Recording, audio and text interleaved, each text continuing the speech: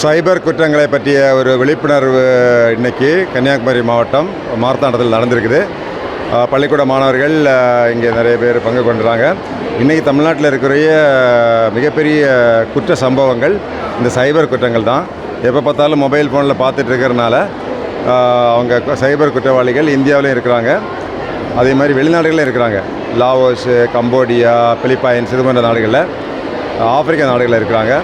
அங்கேருந்து நேரடியாக தொடர்பு கொண்டு இந்த மாதிரி உங்களுக்கு ஃபோன் கட் பண்ண போகிறோம், உங்கள் பேங்க் அக்கௌண்ட்டை யூஸ் பண்ணி பெரிய மோசடி நடந்திருக்கு, இல்லை உங்களுக்கு வேலை தரோம், இல்லை வங்கியில் பணத்தை போட்டிங்கன்னா எங்கள்கிட்ட பணத்தை போட்டிங்கன்னா பல மடங்கு அதிகமாகி தருவோம், வேலை வாங்கி தர்றோம், இப்படிப்பட்ட பல்வேறு விதமான மோசடிகளை அந்த சைபர் குற்றவாளிகள் அரங்கேற்றியிருக்கிறாங்க.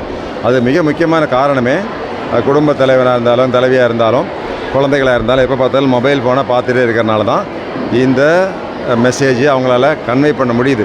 ஸோ சம்மந்தமில்லாத கால், சம்மந்தமில்லாத மெசேஜ், இன்னும் சொல்ல போனால் சிலர் 6 மணி நேரம், 7 மணி நேரம், 8 மணி நேரம், 12 மணி நேரம் ஸ்க்ரீன் டைம், திரை நேரம் அவங்க செலவு பண்ணுறாங்க. அதை குறைச்சி 1/2 மணி நேரம், 1 மணி நேரம் குறைச்சாலே சைபர் குற்றங்கள் ஒரு 80-90% நேரடியாக குறைஞ்சிடும். அதுதான் குழந்தைகளுக்கு செய்தியாக சொல்லியிருக்கிறோம். தமிழகத்தில் எத்தனை கோடி ரூபாய் சைபர் குற்றம் இழந்திருக்காங்க? கிட்டத்தட்ட 6-9 மாத காலங்கள்னு பார்க்கும்போது சுமார் 1500 கோடி ரூபாய் வரைக்கும் சைபர் மோசடிகளில் மக்கள் பணத்தை இழந்திருக்கிறாங்க. இது நம்ம காவல்துறைக்கு கொடுத்த ரிப்போர்ட்டின்படி சென்ட்ரல் கவர்மெண்ட்டில், அதாவது இந்த குற்றங்கள் நடந்த உடனே அவங்க செய்ய வேண்டியது மொபைல் 1930ங்கிற டோல் ஃப்ரீ நம்பரில் கூப்பிடலாம். தமிழ்நாடு காவல்துறையில் தனி பிரிவே இருக்குது. சைபர் கிரைம் விங் ஒரு ADGP தலைமையில் சென்னையில் 24/7 உங்கள் கால் அட்டன் பண்ணுறதுக்கு ரெடியாக இருக்கிறாங்க. இது இல்லாமல் மெயில் அனுப்பலாம், www.cybercrimes.gov.in. ஸோ இது போன்ற கணக்குகளில் பார்க்கும்போது சுமார் 1500 கோடிக்கு மேலே ஆயிருக்கு. இது இல்லாமலும் நிறைய பாதிக்கப்பட்டிருக்க வாய்ப்புகள் இருக்குது. எனவே விழிப்புணர்வு ஒன்று தான் இதுக்கு தீர்வு.